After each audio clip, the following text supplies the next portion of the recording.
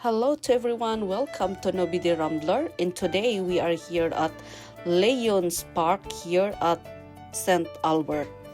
So for today's vlog, I'm going to give some history background of this wooden bridge just in front of us.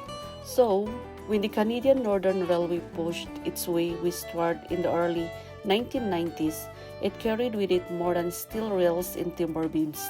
It carried the hopes of communities looking for a connection and opportunity.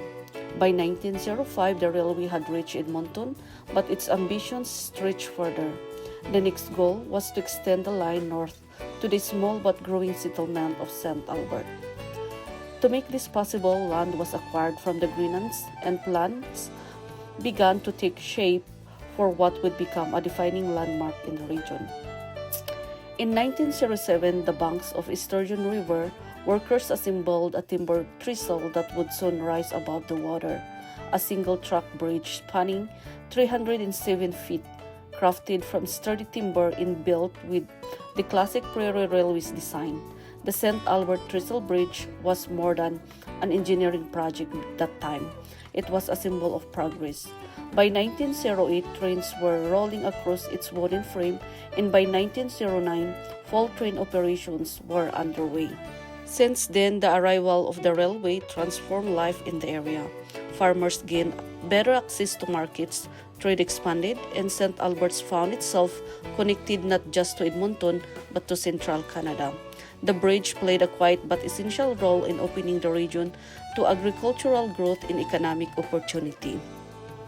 Time, however, is rarely gentle.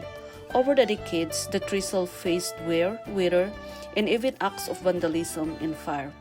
Timbers were replaced, sections were restored, and the bridge endured cycle after cycle of maintenance. Yet, despite these challenges, it continued to stand strong, sturdy enough to remain an active railway structure even in the modern day. And today, the St. Albert Trestle Bridge holds a dual identity. It is both a functioning part of the railway system and a cherished historical landmark. Its classic silhouette draws photographers, filmmakers, and curious visitors who stop to admire the weathered beams that have carried more than a century of histories.